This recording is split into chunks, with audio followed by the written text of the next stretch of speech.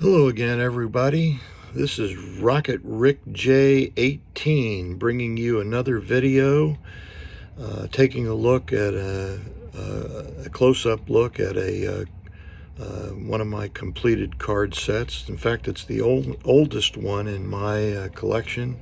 It's the 1939 Play Ball set by Gum Inc.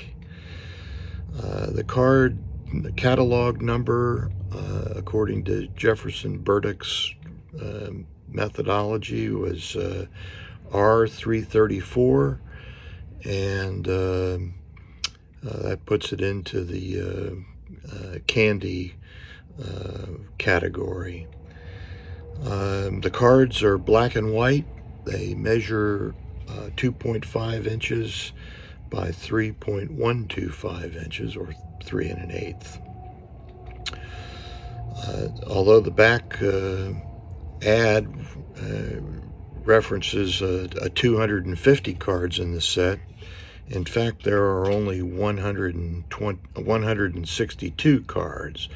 Card number 126 was never made, even though the numbering runs to 162. A lot of people think that that was an intentional act on the part of Gum Inc. in an effort to boost sales. The thinking being that if you are constantly looking for the missing card, you'll buy more cards and you'll never get it because it doesn't exist. The high number cards are considered to be from 115 to 162. They are considerably or significantly scarcer than the other cards, and therefore more difficult to acquire. The only Hall of Famer in the high numbers is Earl Averill, card number 143. So his card is going to come with a premium to acquire. The most common variation in this card set is the use of lowercase letters in the name on the back of the card. The front of the cards have no writing or remarks of any kind, just the photograph. A few cards were stamped sample. And these cards were inserted in other Gum Inc. products. The most notable condition issue is poor centering, making high-grade cards come at a premium. So that's the basis behind the set. I think that you'll enjoy taking a look at it. And I hope you will, and I hope you will like this video and subscribe to my channel. I look forward to bringing another completed set to you soon. And in the meantime, let's take a close look at the 1939 Play Ball set. The 1939 Play Ball set is a black and white set with a lot of portrait and some action shots, or posed action shots, I guess we would say. There are 162 numbers used in the card set, but one of them has no card. So 161 cards actually in the set. The set was manufactured by Gum Inc., which was a company started by Jacob Bowman in 1927, headquartered in Philadelphia, Pennsylvania. They began producing Bloney bubble gum in 1929 and trademarked the Bloney name. It was in January of 1931. The first cards produced in the 1930s were non-sports cards, and this set, the 1939 set, was the first baseball card set, and it was produced under the Play Ball brand name. The first post-war cards that were produced by Gum Inc. were produced under the Bowman name, which is named after the founder, obviously. And they were produced from 1948 to 1955. And the reason that they stopped producing cards at the end of 1955 was they were purchased by Topps Gum Company for the price of $200,000, or somewhere in the neighborhood of 2 or 3 mint Mickey Mantle cards.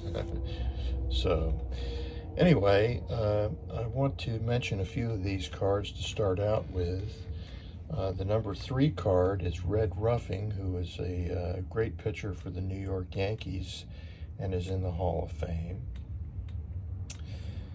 Number 6 is Leo Durocher, who was the manager of the Brooklyn Dodgers and then later the San Francisco Giants. He was originally a player for the St. Louis Cardinal Gas House Gang.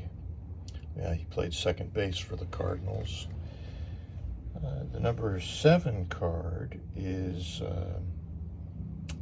Bobby Doerr, who was the second baseman for the Boston Red Sox. And of course, the story there is that Bobby Doerr was also from San Diego along with Ted Williams, and the Boston Red Sox scout who went out to look initially at Bobby Doerr, when he saw Ted Williams, he said, "Hey, we got to sign that guy too." The next cards, we're going to turn the page here and move on to page 2. And on page 2, I do want to call your attention to no particular card in here. There's no Hall of Famers on page 2, but some Pirates and Dodgers and Giants. A lot of teams from New York on all 3 of the teams, pretty well represented. Page 3, we'll start out with card number 19 up in the upper left-hand corner. That's Paul Dean, the brother of Dizzy Dean, and was known affectionately as Daffy Dean, pitcher for the St. Louis Cardinals. And then down there in the bottom center of the page is Joe DiMaggio. Everybody knows who Joe DiMaggio is. You will notice, however, that Joe's card is not quite as tall as most of the others, and that's because it was trimmed. And because it was trimmed, I got a really good deal on it. I believe I paid about $100 for that card in that condition, which is obviously very poor. It'd be very difficult. It probably wouldn't meet the minimum size requirements, I'm sure, if we attempted to grade it. So on the next page, the first card I want to call your attention to in the catching pose up there in the upper left-hand corner is Bill Dickey. Again, the great Yankee catcher and mentor of Yogi Berra, who was also a great Yankees catcher. So one of the interesting things about Joe DiMaggio, I want to go back to just touch on this, is the remarkable ratio of strikeouts to home runs. Joe hit 361 home runs in his career, but only struck out 369 times. So the ratio of strikeouts to hits is just over 1. That's a remarkable record, remarkable record. So over on the next page, also a catcher, number 39, Rick Farrell, who was a player for the Senators, a catcher for the Senators. He's also a Hall of Famer. And These are wonderful photographs, by the way, and you'll see that some of them have holes punched in the center of the tops. You just look up here a little bit, and you maybe can see them a little bit better. But in any case, I bought a whole lot of these cards at one time, and most of them, and they were quite inexpensive, and most of them had that hole punched in the top for some reason. Maybe somebody wanted to stick thumbtacks through a hole not made by the tack. I can't think of too many reasons. Maybe they wanted to hang them on a nail or something like that. So we kind of begin this page with card number 46.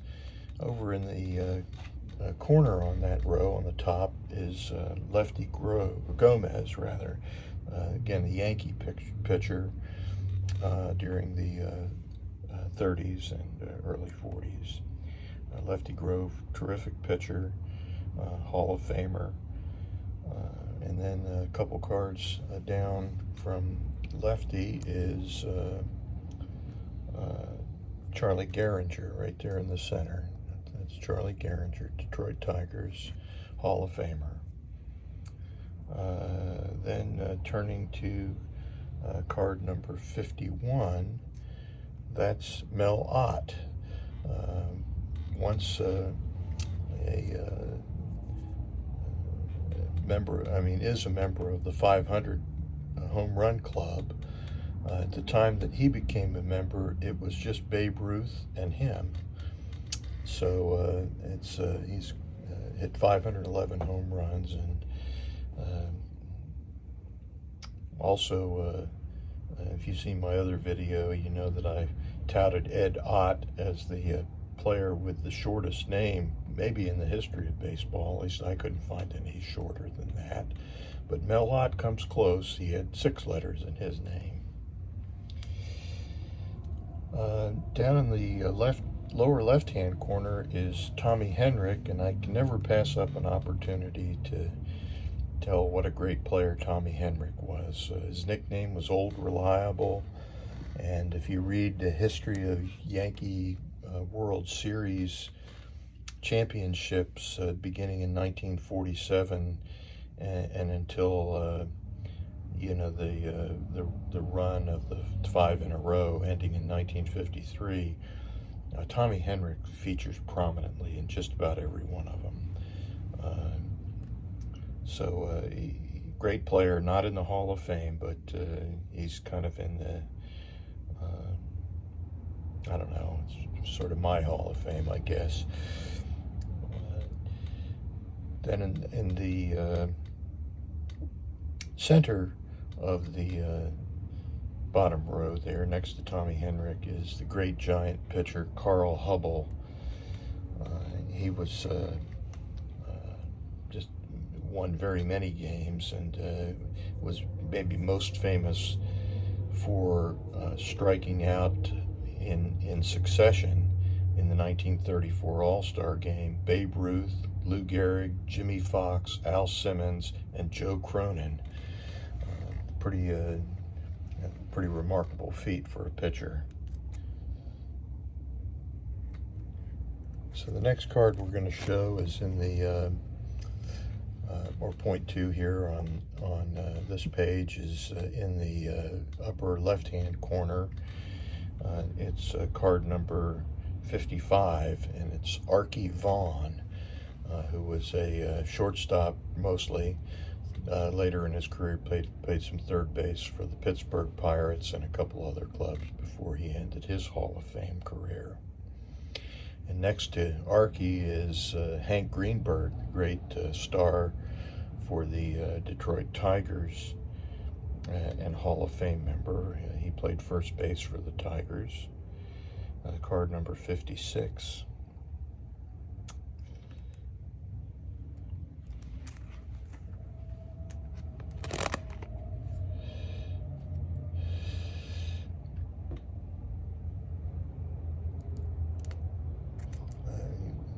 See, some of the cards have been, outlined by pen up there, and that's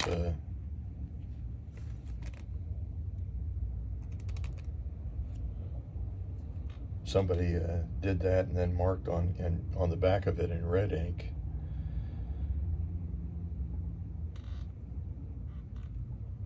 And again, no Hall of Famers in this run through here.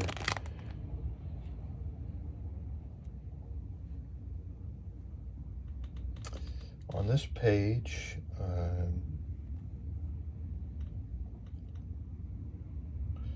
down in the bottom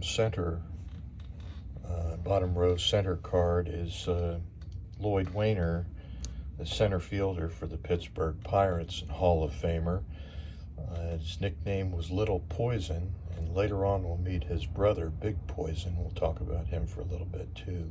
Lloyd Waner had 3,000 hits in his career and is a member of the Hall of Fame. I'm sorry, he did not have 3,000 hits. I think his brother had 3,000 hits, I believe. Next to Lloyd Waner is Charlie King Kong Keller, who was a third baseman for the Yankee dynasty during those years. A great hitter, and not in the Hall of Fame, however.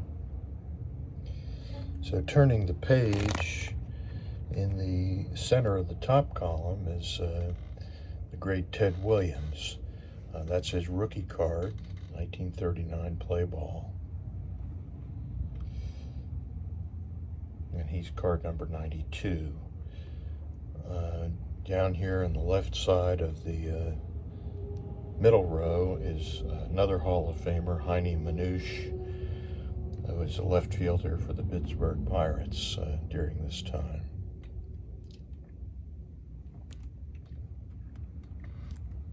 And he's a Hall of Famer, I hasten to add.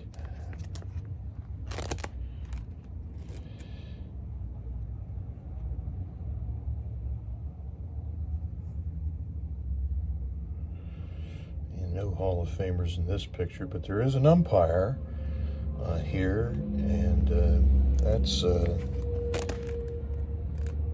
Albert Stark. I'm not sure why he was singled out, but he is I guess the answer to a trivia question, maybe, of umpire cards, not in the 1959 Bowman set.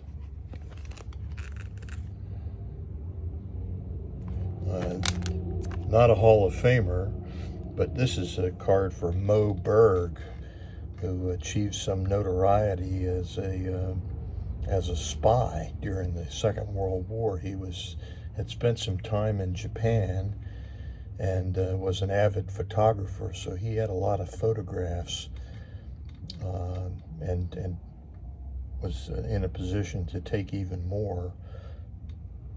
So Moe Berg worked for the Office of Strategic Services, which is the forerunner to the CIA. And now we come to Big Poison. Right here in the left-hand slot of the middle row, that's Paul Waner. It's Lloyd and Paul Waner, both in the Hall of Fame. Incredible careers for the Pirates. Next to Paul Waner is a card of the Clown Prince of Baseball, Max, and forgive me if I mispronounce his name. It's Schacht, S-C-H-A-C-H-T. So he was pretty well known as a between innings entertainment, more the kind of thing that you might see in a minor league game today, but achieved some notoriety as a comedic act. And we're just kind of moving along through, you Notice there's no card number 126, which I mentioned at the beginning of the video.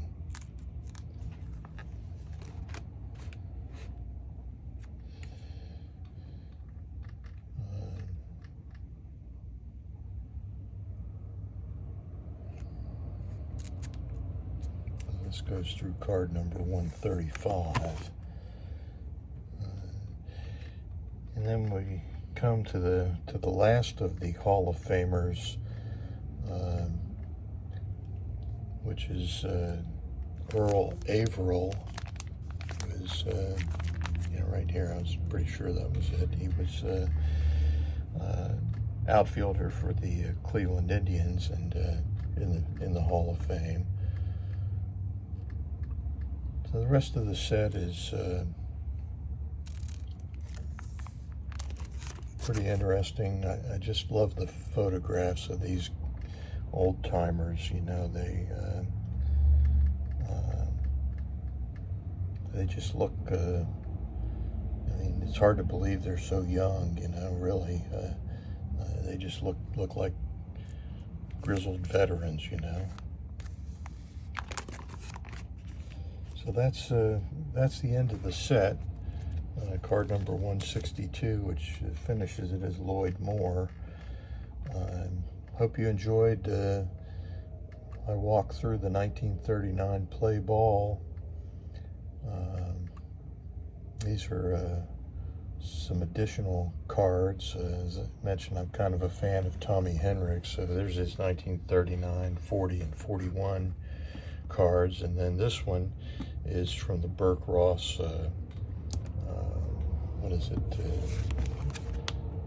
Hit Parade of Champions, 1951. So that's his 1951 Bowman card. And here's a few 1940 play ball cards, as well as Tommy Henrich, Pie Traynor, Christy Mathewson, old Pete Alexander, Grover Cleveland Alexander, and Colonel Combs, the great Yankee center fielder in the 20s and early 30s. And then here's a few common 1941 play ball cards. And then finally, this book ends up with a set of the reprint cards, play ball cards, and they're interesting to look at because they give you an idea of what these cards are supposed to look like, and if they're there's Ted Williams, and that's a great looking card, I think. There's only 72 cards in the 1941 play ball set, so I'm kind of looking forward to maybe collecting this set over a period of time. As I mentioned in a previous video, this set has the Pee Wee Reese rookie card. It has the Ted Williams card that we've already seen, and it also has the DiMaggio brothers. There's Vince and Dom, and there's Joe. So that's kind of interesting, that for a couple of guys that don't have very many baseball cards, and yet this set of 72 cards has all three brothers. Not very many have that. So I hope you've enjoyed this ramble through the 1939 play ball set. It's something I wish I knew more about, this era of baseball. The Yankees did win the World Series in 1939 to cap off a 4-year run of World Championships, the second longest World Series run, second only to the 49-53 Yankees with 5 in a row. So this was a time of great success for the New York Yankees. The end of Lou Gehrig's career, unfortunately. He stopped playing in 1939 due to contracting what came to be known as Lou Gehrig's disease, or ALS. So if you enjoyed this video, please hit the like button and subscribe to my channel, and eventually we'll take a look at some other sets.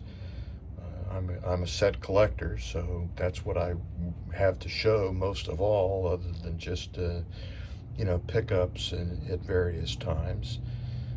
And as I said, I hope you enjoy it. I really enjoyed showing these cards to you. I think they're terrific looking cards, and anyway, I enjoyed it. I hope you did too.